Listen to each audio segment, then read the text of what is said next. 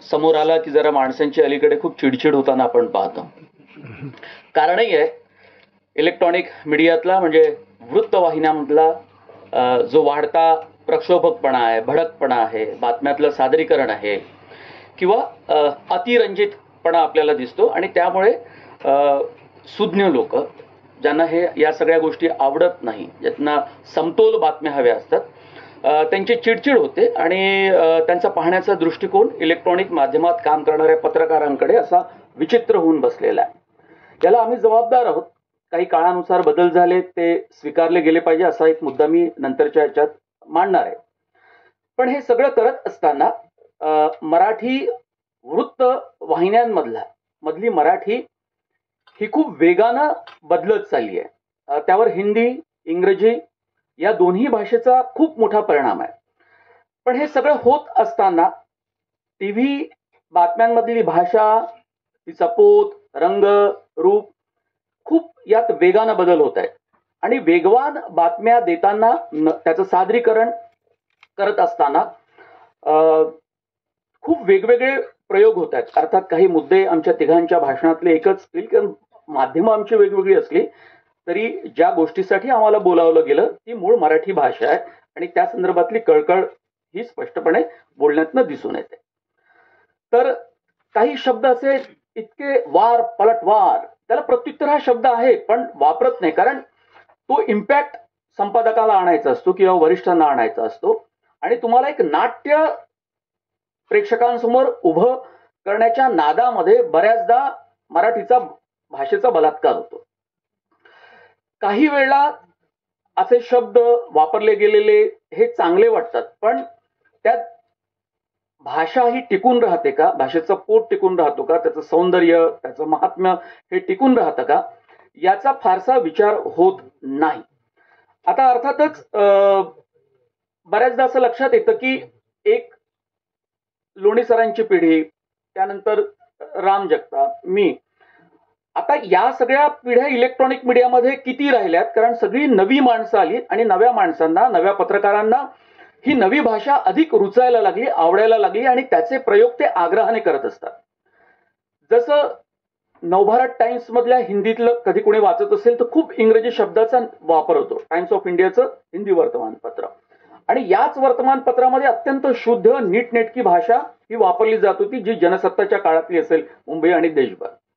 पण ती सहज रुळली, ती आवडायला लागली. म्हणजे मी त्याचा वाचक होतो, मी जेव्हा नॅशनल न्यूज चॅनलमध्ये काम करत होतो तेव्हा.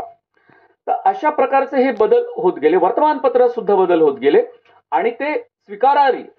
म्हणजे संपादक सुद्धा आवर्जून हे सांगतात की अशा पद्धतीची भाषा ही वापरायला पाहिजे. मी हे खास करून मुंबईतल्या इलेक्ट्रॉनिक माध्यमांबद्दल आणि मुंबईतल्या इतर माध्यमांबद्दल बोलतोय. पण भाषेतली हवी तशी, हव्या त्या पद्धतीनं जर तुम्हाला मोडतोड करायची झाली तर मग ती मराठी भाषा आणि त्याचं सत्व हे टिकून कसं राहील हे सर्वात मोठं आव्हान आहे. काळानुसार बदल हे स्वीकारले गेले पाहिजे या मताचा मी आहे. पण हवी तशी मोडतोड म्हणजे त्याचं जे काही शास्त्र असेल मराठीचं, त्याला अनुसरून आपली सगळी न्यूजरूम मधली हालचाल, आपली प्रक्रिया, भाषेची, संपादनाची ही न राहता जर अशा आडव्या तिडव्या पद्धतीनं असेल तर खूप मोठा गोंधळ मी न्यूजरूम मध्ये काम करत असताना मी पाहतो. कारण अत्यंत वेगानं बातम्या येत असतात. त्या तुम्हाला नॅशनल, इंटरनॅशनल अशा सगळ्या हिंदी, इंग्रजी वेगवेगळ्या पोर्टल्सवरच्या बातम्या तुम्हाला त्याचा अनुवाद करावा लागतो आणि तो अनुवाद करत असताना खूप मोठा गोंधळ होताना आपण पाहतो. आणि हे नंबर 1 क्रमांक 1चं चॅनल असेल, वृत्तवाहिनी असेल, त्याचं वेब पोर्टल असेल, यातही होताना दिसतो. आणि तीच कॉपी मग कॉपी पेस्ट करून इकडे तिकडे शब्द फेरफार करून त्याचा वापर बाकी टीव्ही चॅनल्सला, वृत्तवाहिन्यांमध्ये होत असतो. आणि त्यावेळेला खूप मोठी कसरत होताना पाहायला मिळते. म्हणजे जर ज्युनियर लोकांना, कनिष्ठ लोकांना अशा प्रकारच्या काही बातम्या करायला दिल्या तर त्या थेट स्वरूपात ते शब्द वापरले जातात, कुठलंही डोकं वापरलं जात नाही आणि त्यामुळे भाषेचा इतका मोठा गोंधळ होऊन बसतो. ज्या वेळेला ती बातमी ऑन एअर जाते त्यावेळेला त्यात दुरुस्ती करण्याची एक मुभा असते, थोडा वेळ मिळतो. पण इतर वेळेला ते सगळे गोंधळ तुम्हाला न्यूज चॅनलवर, वृत्तवाहिनीवरती आपल्याला पाहायला मिळतात. म्हणजे बातम्यांचे शीर्षक असेल, ज्याला आम्ही बारको आणि वाईब, मागे तुम्हाला बॅकग्राऊंडला एक चित्र दिसत असतं आणि त्यावरती एक शीर्षक अगदी 2 शब्दात 3 शब्दात द्यायचं असतं, तिथपासून मला असं वाटतं की जसा काळ पुढे पुढे जात राहतो जातो आहे, त्याप्रमाणे पत्रकारांमधले बदल सुद्धा मला दिसत आहेत. म्हणजे एकदमच निराशेचं वातावरण नाहीये. काही खूप सजग पत्रकार असतात, भाषेला शिकण्याची त्यांची इच्छा असते, शब्द शिकून घ्यायची इच्छा असते आणि मुळात आपली पत्रकार म्हणून वाढ होत असताना ती कशी व्हावी, आपल्या आजूबाजूची माणसं कशी असावी, आपण कुठल्या क्षेत्रातल्या लोकांशी संपर्क ठेवावा, कुठल्या लोकांचा सहवास आपल्याला लाभदायक ठरू शकतो, याबद्दल त्यांच्या मनामध्ये काही कल्पना असतात आणि त्यानुसार ते अंमलबजावणी सुद्धा करतात. पण मी रानाडेचा उल्लेख यासाठी केला की त्या ठिकाणी प्रॅक्टिकल्स, प्रात्यक्षिक यावर जोर दिला जायचा आणि तुम्ही सांस्कृतिक कार्यक्रमाला जा, शैक्षणिक कार्यक्रमाला जा, वेगवेगळ्या कार्यक्रमाचं रिपोर्टिंग करा, तुम्ही मैफिलीत जा, सवाई गंधर्वमध्ये जाऊन बसा, तुम्हाला आवडत असेल नसेल तुम्ही जात राहा, तर त्या सगळ्या प्रक्रियेमधनं तुम्ही घडत जाता आणि मला असं वाटतं की त्यातनं तुमची भाषा घडत जाते, भाषेबद्दल तुम्ही आग्रही असता. अदरवाईज किंवा या सगळ्या गोष्टींचा कुठलाही सहवास नसताना सुद्धा शेकडो पत्रकार महानगरामध्ये घडतानाही आम्ही इतकी वर्ष झाले आणि आताही बघत राहतो आणि त्यातून मग ती भाषा, त्याचं व्यक्तिमत्व हे साधारणतः तुम्हाला आम्हाला आमच्या समोर दिसतं आणि ते तुम्हालाही त्याच्या बातम्यांमधनं दिसत असतं. कारण पत्र म्हणजे या स्कूल ऑफ जर्नलिझम आपण ज्याला म्हणतो, अशा शेकडो शाळा, महाविद्यालय आज राज्यभरात आहेत. 108च्या आसपास मुंबई आणि महानगराच्या आसपास असलेली हे सगळे शाळा, कॉलेजेस आहेत. प्रचंड मोठ्या फीज घेऊन त्यांना शिकवलं जातं, पण मुळात तिथे काय शिकवलं जातं, भाषेचे कुठले संस्कार त्यांच्यावर घडतात, हे याकडे पाहायला कुणालाही फुरसत नाही. त्यांनी शाळा, कॉलेजेस उघडून ठेवलेत, पण त्या शिकवलं जात नाही आणि ती मुलं जेव्हा इंटर्नशिपसाठी, सरावासाठी जेव्हा वृत्तवाहिन्यांच्या कचेऱ्यांमध्ये येतात, आमच्या कार्यालयामध्ये येतात, त्यांच्यावर संस्कार करता करता खूप दमछाक होते. पण तरी सुद्धा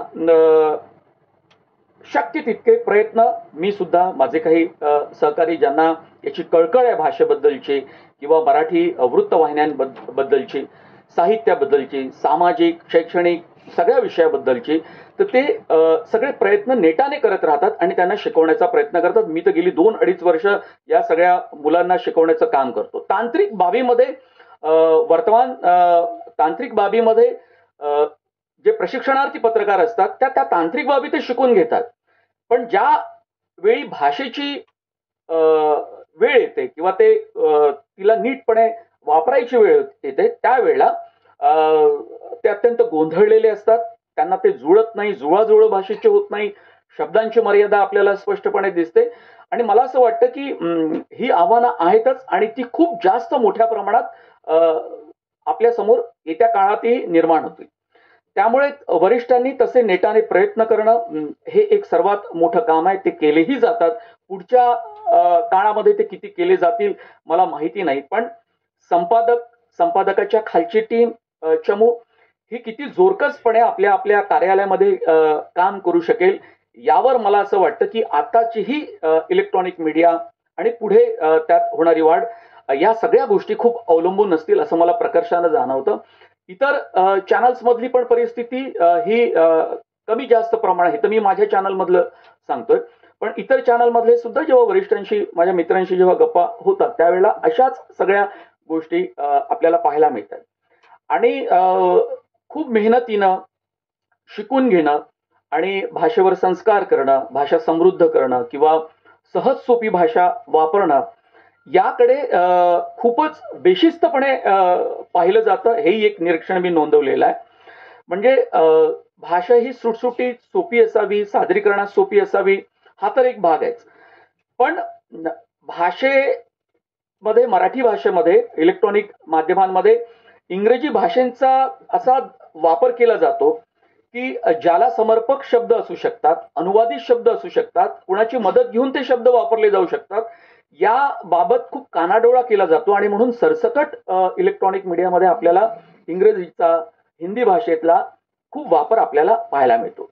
मराठीवर फारसी भाषेचा परिणाम आहे. कितीतरी शब्द आपण पाहतो की जबरदस्त, हरामखोर, सरदार, दिलगीर, तमाशा, तहसील, तपास, परवाना, पण ही शब्द रुळली गेलेली आहेत. म्हणजे हा ना आपले जसं म्हणतात की शब्द कुठूनही आले तरी चालेल, पण मराठीचा शब्दसंग्रह वाढणं हे खूपच आवश्यक आहे. तर या दृष्टिकोनातून जर पाहिलं तर बऱ्याचदा मराठी शब्द तुम्ही वापरू शकता, जसं लोणी सर म्हणाले की वापरू शकता, पण तुम्ही वापरत नाही कारण तुम्हाला ते शब्द वापरण्यासाठी मेहनत घ्यावी लागते, परिश्रम करावे लागतात. आणि म्हणून या सगळ्या वाळसावलेल्या सगळ्या वातावरणामध्ये खूपच मोठं आव्हान हे तयार झालेलं आहे.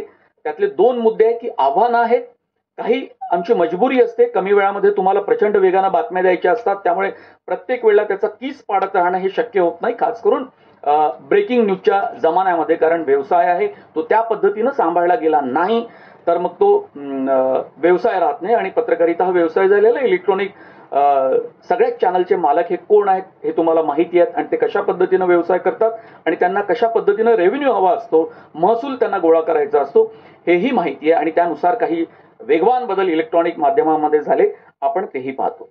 पण परवा माझे एक मित्र सचिन रोहेकर लोकसत्ताचे, त्यांनी लोकरंगमध्ये एक भारतातल्या व्यावसायिक घराण्यांची कशी वाताहत झाली किंवा घसरण झाली आणि तुलनात्मक त्यांनी लेख मांडला होता, परदेशी व्यावसायिक आणि भारतीय व्यावसायिक. तर यात मी पाहत होतो की अर्थविषयक लिहिताना सुद्धा त्यांनी ज्या शब्दाचं नियोजन केलं होतं, जे मराठी शब्द वापरले होते, ते म्हणजे तो एक असा मला एक आदर्श लेख वाटला इलेक्ट्रॉनिक माध्यमात काम करणाऱ्या पत्रकाराच्या दृष्टिकोनातून. मी कालच तो प्रवासामध्ये वाचला. तो लेख वाचावा, म्हणजे तुम्ही सगळेच जाणकार लोक आहात मराठीतले, पण तरी तो तरुण पत्रकारांनी वाचावा किंवा माझ्यासारख्या वरिष्ठ पत्रकारांनी वाचावं. प्रत्येक इंग्रजी शब्द, मला असा मोह होतो की मी इथे इंग्रजी शब्द वापरला असता, पण सचिन रोहेकर यांनी तो बरोबर मराठी शब्द वापरलेला. म्हणजे मी कोर्ट आणि क्राईम केलेले तर आम्ही सहज केसेस असं वापरतो, त्याला कज्जे खटला असा एक शब्द आहे, पण तो वापरला नाही तर तो पुढच्या पिढीला कळणार कसा, यासाठी आग्रही राहणं तितकंच महत्वाचं आहे. म्हणजे सकाळचं त्या बाबतीत आदर्श होतं, त्यातही काही बदल झाले, महाराष्ट्र टाइम्स तर होतेच, हे सगळेच वर्तमानपत्रातनं इलेक्ट्रॉनिक माध्यमांवरती त्याचा परिणाम झाला. आज इलेक्ट्रॉनिक माध्यमाचा हा वर्तमानपत्रावर परिणाम होताना दिसून येतो किंवा सामाजिक माध्यम, सोशल मीडियावर किंवा आंतरजालीय आपण जो विषय त्यात ठेवलेला आहे. तर जसं डिमॉनिटायझेशनला निश्चलीकरण असा शब्द लोकसत्ताने रूढ केला होता, सुरुवातीला प्रचंड कठीण, अवजड आणि अत्यंत बोजड शब्द वापरायचा, पण कालानुरूप तो त्यांनी रूढ केला. अर्थात माध्यमांमधले जे दादा व्यक्ती असतात किंवा ज्याचा प्रभाव माध्यमामध्ये असतो, असे चॅनल्स, वर्तमानपत्र, आणि त्याचा प्रभाव होतो, आणि त्यांनी जर आग्रहाने त्या शब्दाची मांडणी केली आणि ते वापरले गेले तर त्याचा प्रभाव होतो आणि ते वापरायला सुरुवातही होते. आता परवा मी रत्नागिरीमधनं एक बातमी आली, मंत्री उदय सामंत यांच्या प्रयत्नातून एक 3D प्लॅनेटोरियम उदयास आलं. मग आता ते 3D प्लॅनेटोरियम त्या मुलांनी शब्द लिहून दिला. मी म्हणलं याला त्रिमिती तारांगण असं आपण म्हणू शकतो, म्हणजे थोडं कठीण वाटेल पण वापरायला काही हरकत नाही, वापरून बघा. पण आता हे त्रिमिती तारांगण जर असा शब्द वापरला तर तो शेवटच्या माणसाला चांद्यापासून बांद्यापर्यंत जो कोणी बघत असेल बातम्या, त्याला ती रत्नागिरीतली बातमी त्रिमिती तारांगण कदाचित कळणार नाही. कारण 3D प्लॅनेटोरियम किंवा 3D हा शब्द आपल्याला अगदी लहानपासून आपण चित्रपटगृहामध्ये चष्मे घालून आपण बघतो आणि आपल्याला ते अंगावर येणारे सगळे दृश्य, हे सगळी सांगड आपल्याला लगेच घालता येते. आता काही शब्द असे आहेत की ते किती तुम्ही वापरायचे, त्याचा किती आग्रह करायचा, किती अट्टहास करायचा, याचं सुद्धा भान राखण्याची गरज आहे. म्हणजे आपण किती आग्रह करणार आहोत, कारण काही ठिकाणी खूप आग्रह सुद्धा केला जातो आणि आग्रहापोटी शेवटचा जो माणूस तुमचं चॅनल बघत असतो, बातम्या बघत असतात, त्यांना अजिबात त्या बातम्या कळत नाही, त्यातले शब्द कळत नाही. पण तरीही मराठीचं प्रमाणीकरण असावं या मताचा मी आहे, म्हणजे लोणी सरांच्या मताशी मी सहमत आहे. पण तरी सुद्धा कालानुरूप होणारे बदल जर ते स्वीकारार्ह असेल, आणि म्हणजे श्रीपाद कोल्हटकरांनी 1927च्या साहित्य संमेलनातही सांगितले की मराठीशी एकरूप झालेले शब्द ते भलेही इतर भाषेतून आले असेल पण त्याला बहिष्कृत करणं हे अव्यवहार्य ठरेल. आणि मला असं वाटतं की त्यांनी ती सांगितलेली गोष्ट, त्यांनी मांडलेलं हे मत मला आजही योग्य वाटतं. तर हे सगळं करत असताना आपल्याला हे लक्षात येईल की ग्रामीण भागातनं खूप मोठ्या सगळ्या अशा बातम्या वेगवेगळ्या शब्दांमध्ये, शैलीमध्ये, त्यांच्या भाषेमध्ये येत असतात आणि त्यावर संस्करण करताना, त्याला संपादित करत असताना खूप मोठा पेच निर्माण होतो मुंबईमध्ये, खास करून मुख्य कार्यालयामध्ये. जसं वडाप हा शब्द वापरला, काही ठिकाणी काळी पिवळी असे शब्द वापरले जातात. पण आता असे शब्द वापरले जातात, पण तुम्हाला राज्यस्तरावर त्या बातम्या घेऊन जायच्या असतील तर तुम्हाला भाषेचं प्रमाणीकरण असणं, प्रमाण भाषेचा वापर करणं हे खूप गरजेचं आहे असं मला वाटतं. आता जे मुद्दे मांडले त्यातले काही धोके मांडलेले आहेत, पण काही गोष्टी अशा आहेत की त्या भाषेची व्यवहार्यता शिकून घेणं, भाषेबद्दल सजग राहणं, यासाठी ही मराठी अभ्यास परिषदेनं हे जे व्यासपीठ निर्माण करून दिलं किंवा वेगवेगळ्या सत्रांचं आयोजन केलं, यात किती उपस्थिती आहे किती नाही हा एक नेहमीच कायम कार्यक्रमामधला एक चर्चेचा विषय राहिलाय. पण अशीच माणसं असतात, ती समाज घडवतात, तीच भाषा समृद्ध करत असतात, भाषेसाठी त्यांची कळकळ असते आणि तेच लोक 25-30-100 लोकांचं समाजामध्ये जाऊन काम करतात. मला असं वाटतं की इलेक्ट्रॉनिक माध्यमांविषयी प्रशिक्षण देणाऱ्या शाळा, कॉलेजेस, महाविद्यालय इथून जर सुरुवात झाली तर मग तो हेडक्वार्टर जिथे जिथे काम करत असेल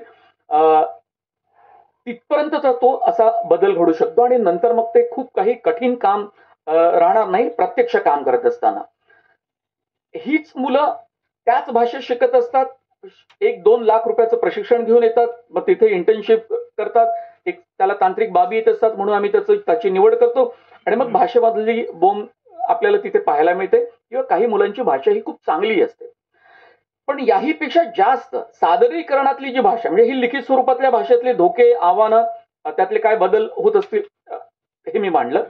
पण सर्वात जास्त अँकरची भाषा, वृत्त निवेदकांची किंवा निवेदिकांची भाषा, रिपोर्टरचं ऑनफिल्ड असलेलं सादरीकरण, हे तर आणखी जास्त विचित्र होऊन बस. ए जो है भुजबळ जसं म्हणतात ना आपल्या मराठी भाषेमधलं, नेत्यांची मराठी आपण पाहिलेलीच आहे कशी हाऊसमध्ये विधिमंडळातल्या त्यांच्या भाषणातली मराठी आपण पाहिलीच आहे. पण त्याही पेक्षा विचित्र त्यांचं वार्तांकन करणाऱ्या रिपोर्टरची आणि पत्रकाराची भाषा पण ती काही वेगळी असते असं नाही.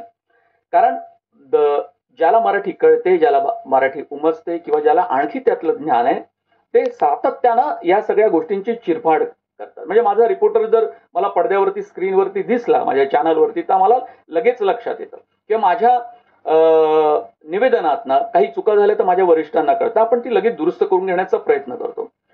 पण मुळात किती शिकवावं यालाही काही मर्यादा असतात. म्हणजे एक रिपोर्टर, त्याला एका पत्रकाराला लागणाऱ्या गोष्टी त्याच्यामध्ये असतात, धडपड, तो जाऊन प्रत्यक्ष रिपोर्टिंग करण्याची त्याची शैली असेल, अशा काही गोष्टी लागतात की ब्रेकिंग न्यूज गोळा करायला म्हणा, बातम्या गोळा करायला काही अंगभूत वैशिष्ट्य त्या पत्रकारामध्ये हवी असते. त्या सगळ्या गोष्टी असतात. पण भाषा आणि सादरीकरण करत असताना मात्र त्याचा गोंधळ होतो. कारण भाषा ही काही एक दिवसाची गोष्ट नाही.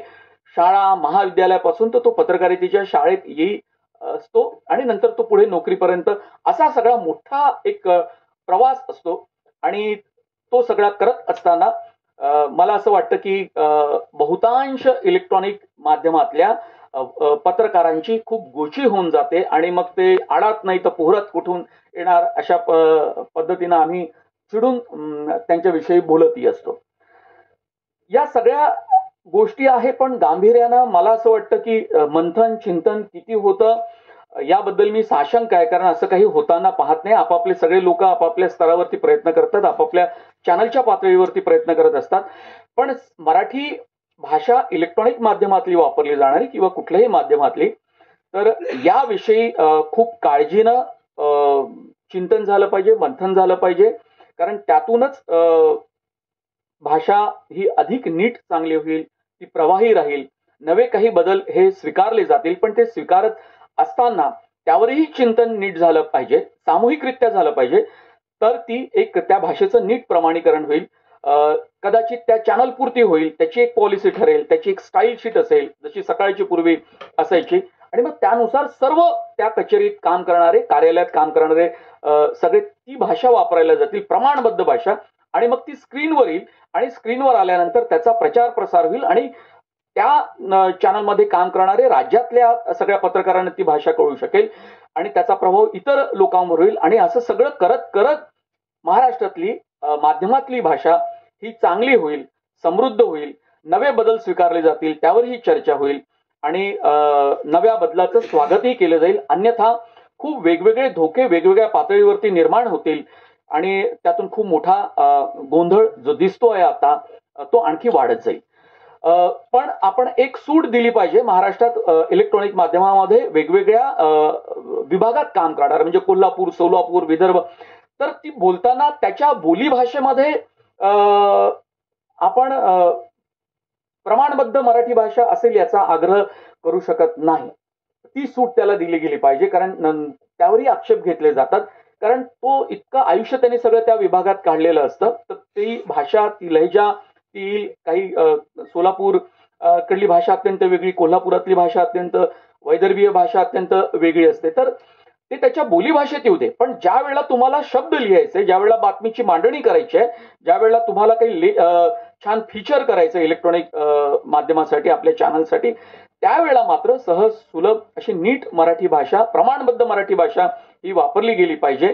पण सगळ्या ब्रेकिंग न्यूजच्या आणि वेगवान बातम्यांच्या या सगळ्या जगामध्ये भाषेकडे किती लक्ष दिलं जातं याबाबत मात्र चिंता करण्याची गोष्ट आहे. ही त्यात काम करणारा एक पत्रकार म्हणून मला आवर्जून सांगावं लागतं, कारण हे चिंतन मंथन करण्याचे व्यासपीठ आहे. इथे मला काही आडपडदा ठेवून काही बोलायचंच नाही आणि मला काही माझी बाजू सावरून घ्यायची नाही आहे. सो मी माझी ही अशा प्रकारची ही सगळी मतं आहेत, खूप सूत्रबद्ध पद्धतीने मला नाही मांडता आलं, पण मला जी चिंता दिसते, जी आव्हानं दिसते, ती मी मांडण्याचा माझ्या परीने प्रयत्न केला. आपण ऐकून घेतलं, खूप धन्यवाद.